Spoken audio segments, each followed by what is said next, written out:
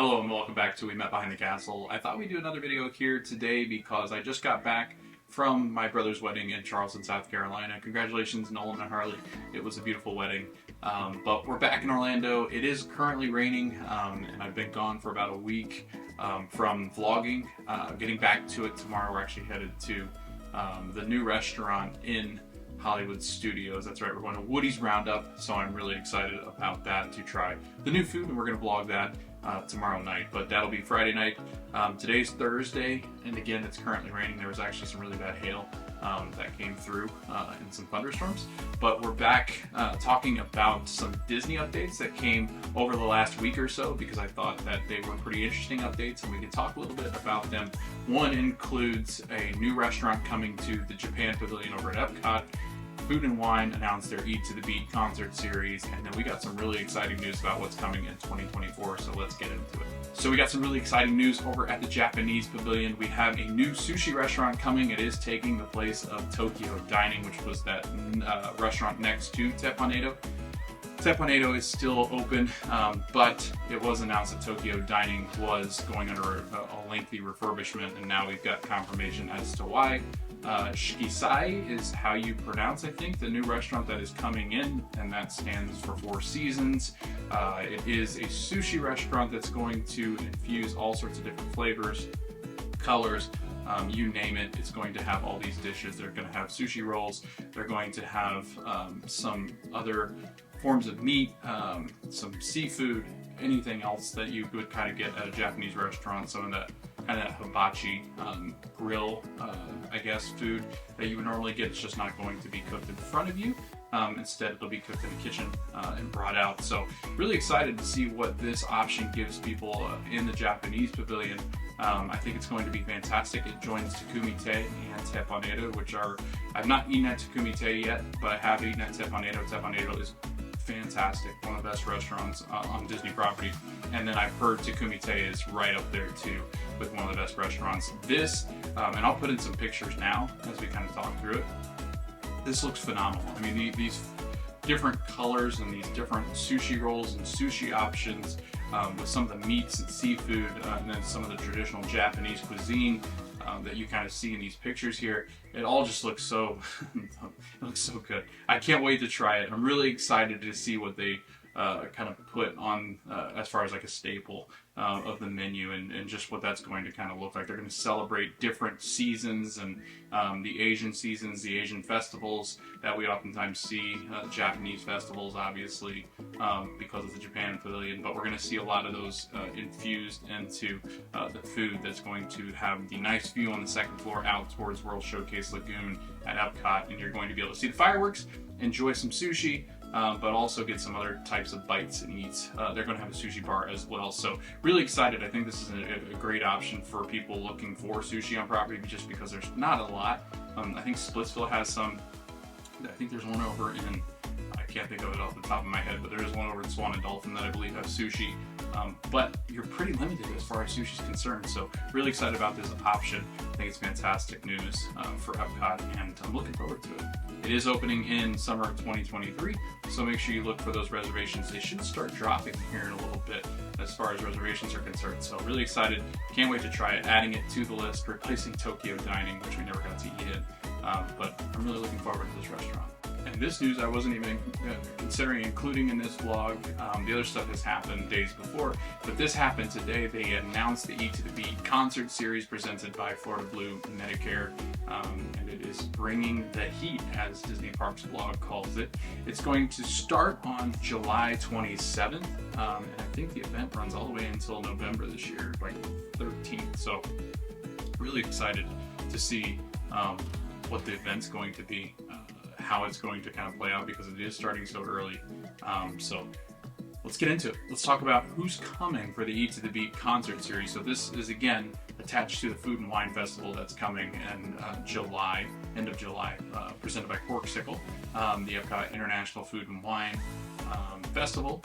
And it's going to take place in the World Showcase. There's going to be even more booths this year than there were, I think, last year. They just keep, between them adding booths and different artists and stuff like that, and then Halloween Horror Nights over at Universal adding more days, I feel like these two are constantly going at it with EPCOT's festivals versus Universal's Halloween Horror Nights, and I think it's great because I think Disney really steps up their game.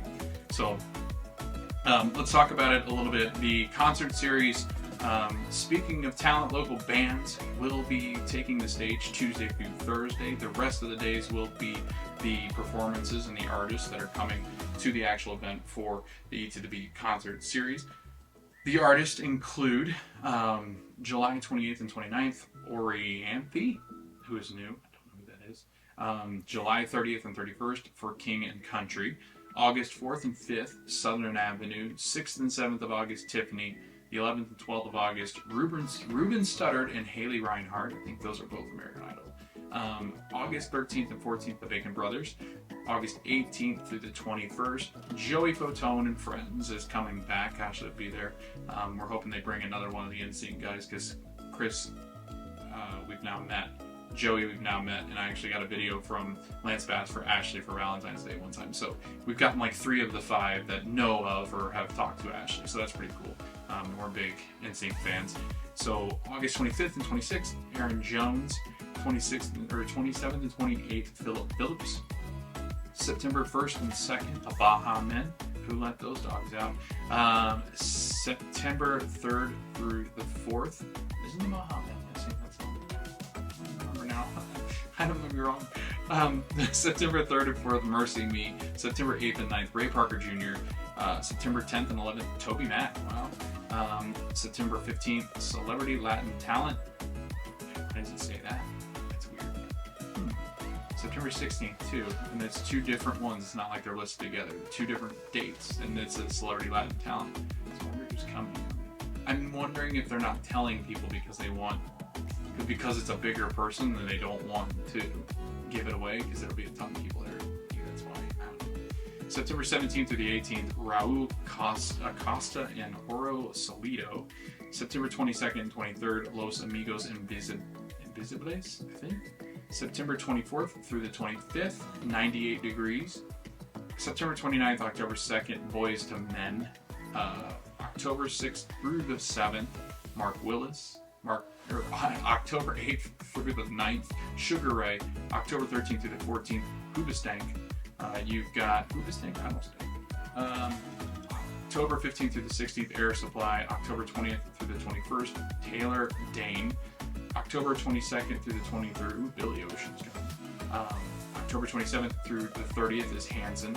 You've got November 3rd and the 4th, we've got The Kings.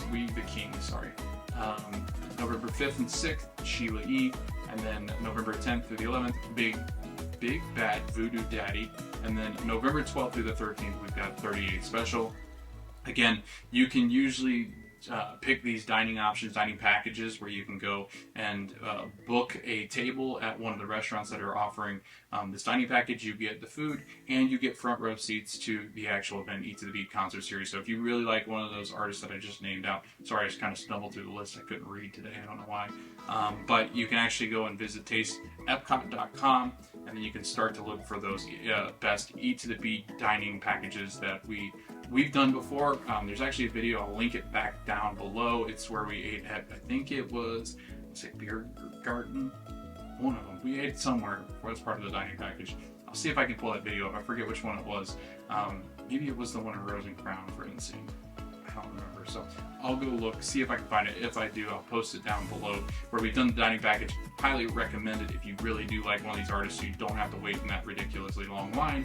You get front row seats or VIP seats to any of these artists if you book a dining package. So definitely do that. I'm looking forward to Food and Wine. This is my second favorite festival at EPCOT. I love Festival of the Arts because of the art itself.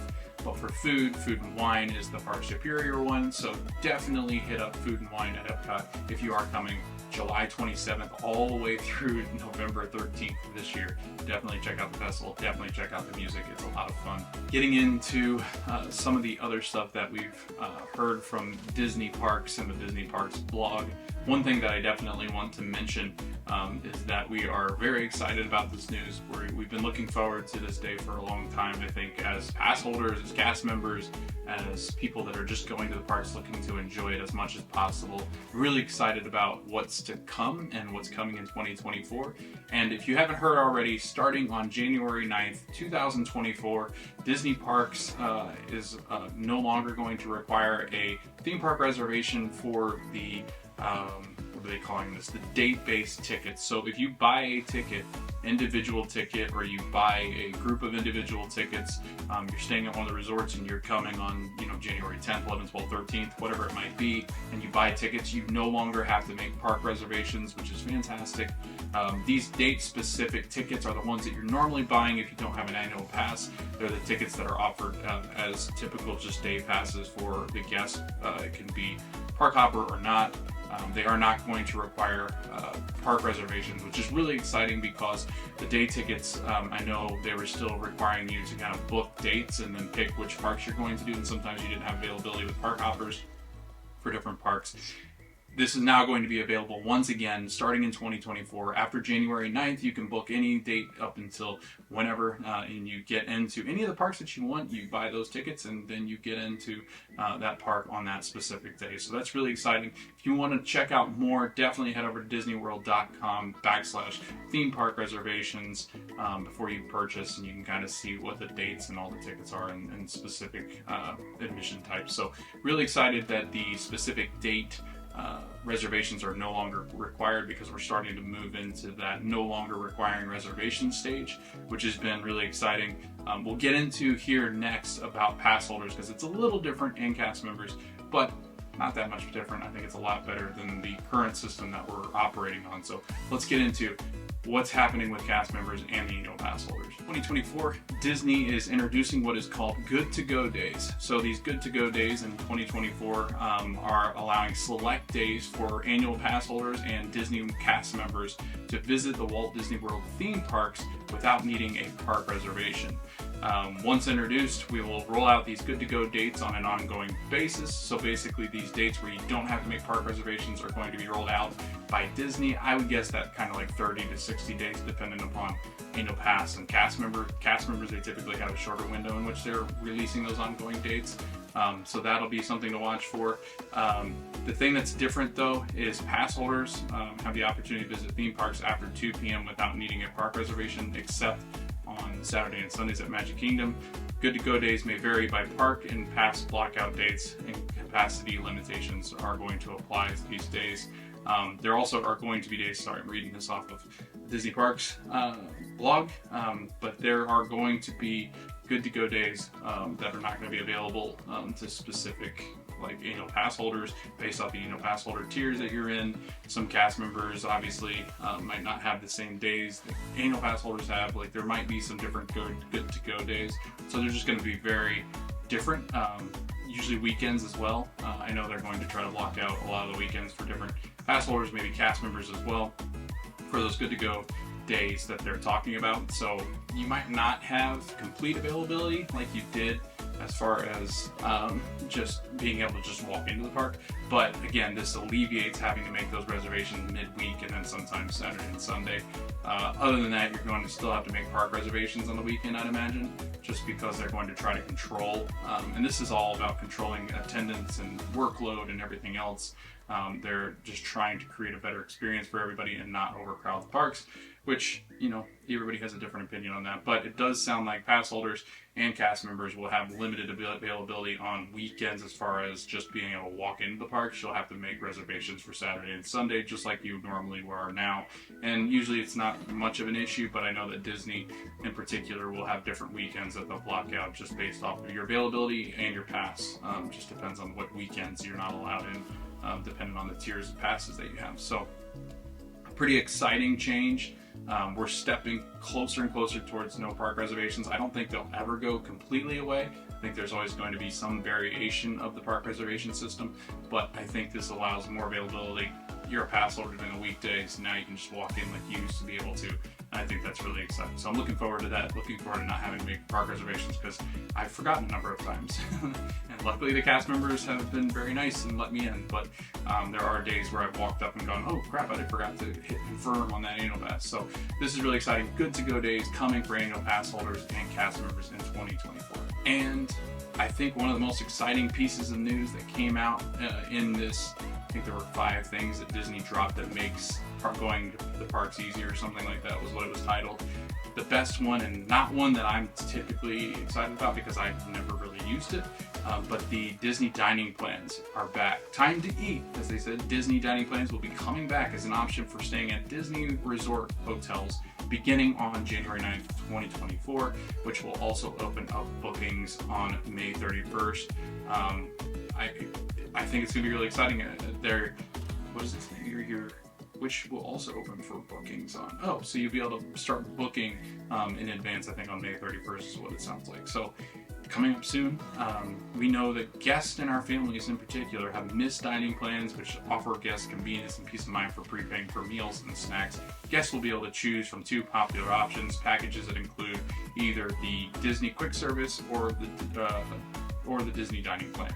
So you got Quick Service and the Dining Plan. One's, I think, more sit down, the other one's more snack and quick serve. But both plans will be great value for families with young children and access to many spectacular food and beverage options at Disney World. So again, if you were somebody that was a big fan of the dining plans, they're back. If you're booking resorts, make sure that you're adding those dining plans on. I know they can either save you money if you've got a bigger family, or they can come in handy just because you have that, again, that peace of mind of, I've already paid for these meals, let's just go, we paid for everything right away, I just want to enjoy my time there and not have to worry about cost of things and how much things are going to vary. So really excited about that for people that are staying at the resorts. But again, you have to be staying at the resorts for one of the Disney dining plans. Both options are coming back on January 9th. So continuing to provide extra magic, I guess you would call it, extended park hours for Disney hotel guests. For those planning to stay at a Disney resort, there are going to be offers of early theme park entry for visits in 2024 every day across all the theme parks. So again, those kind of extra magic hours are returning. The extended hours are coming back.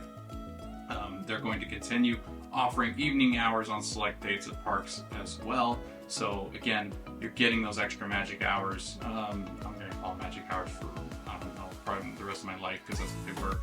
But the extended park hours are coming back, and they're coming back to every day, it sounds like, obviously, but it's going to be, I think, massive for people that are staying at resorts and can afford to get up early or afford to stay late at the park. So I'm excited about that. I think that's one of those perks that were just made staying at a Disney World resort so much better, is that you got to play in the parks while everybody else had to go. So I think it's a phenomenal thing coming back. I'm excited to kind of see what people think of this as they do add these back into the extended hours.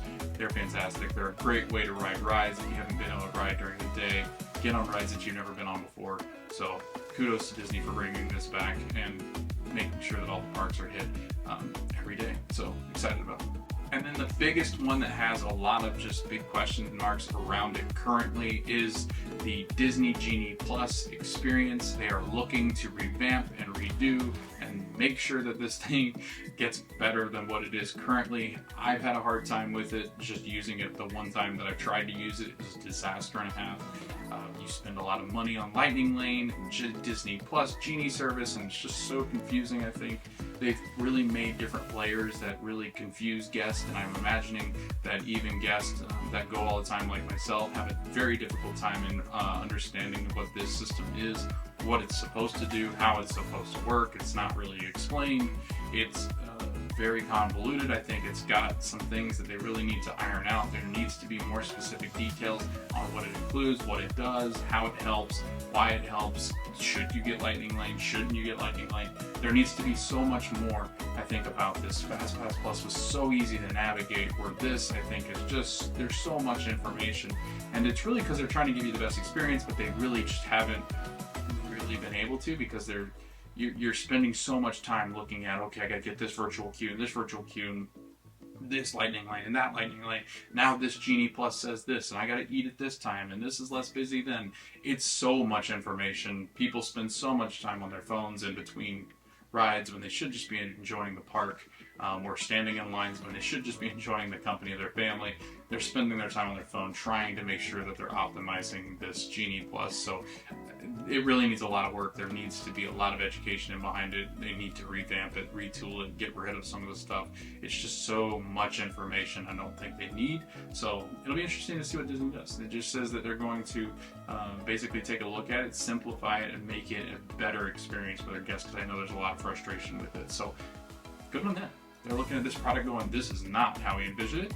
Well, let's make it better. So I love that about Disney. They do that all the time. So I'm excited to see what they do with it, and I'm sure we'll try it out at some point. A lot of news. I tried to get it all into this video just because there's a lot of breaking news for Disney World. I definitely wanted to get into park reservation stuff because I think that was really interesting. Things are starting to change a little bit as far as the reservations are concerned. You're getting Genie Plus with a complete overhaul. You've got a new restaurant in Japan. You've got the Eat to the Beat concert series coming. It seems like it's just a couple of weeks away. It really is almost. It's almost May 11th right now. July 27th is the festival. We're almost just under 2 months for the Food and Wine Festival. So looking forward to that. Really looking forward to trying the new restaurant over in Japan coming this summer in 2023. I'm not going to try to pronounce the name again because I've lost the pronunciation on here. But yeah, lots of good stuff coming for Disney World. Lots of good news, I think, to cover. It was a news-heavy week for Disney, as there were also an earnings call with Bob Iger. So if you haven't checked that out, definitely check that out. We're not going to get into that just because it got very heated with the state of Florida, but I think it was a really good call. He's looking to spend a lot of money on the actual Walt Disney World Resort. So really looking forward to seeing what they add here, because I think the expansion's needed. And there's a lot of rumors out there. Rumors, don't come at me, but there's a lot of rumors that they're going to try to compete with Universal adding their next park. Disney might have room for their fifth. So it did sound like there were different things in the works, maybe some blueprints, maybe some, filing of land, whatever it might be. Disney seemed to be working towards announcing that they were going to be breaking ground soon on a new whatever it might be. That's just rumor. Completely could be false, but it does sound like Disney World is going to be the next park up as far as renovations and like some revamp is concerned. So I'm really excited about that, and especially being here in Orlando, Florida. So if you guys like what you hear or dislike what you hear, definitely drop in the comments below. Are you excited about the new restaurants? Are you excited about any of the artists that are coming to the Eat to the Beat concert series? What are your thoughts on the Disney Park reservation system, Genie Plus? What was your experience like? Leave it in the comments below. Make sure to share the video, like, subscribe. We really appreciate all the support so far. Can't wait to get back out into the parks tomorrow and experience the new restaurant. So definitely check out the next video. Will be of Woody's Roundup, and we will be eating a lot of food. So definitely check it out. Thanks for watching, and we will see you guys next time in the next video. And we hope to see you guys at the parks.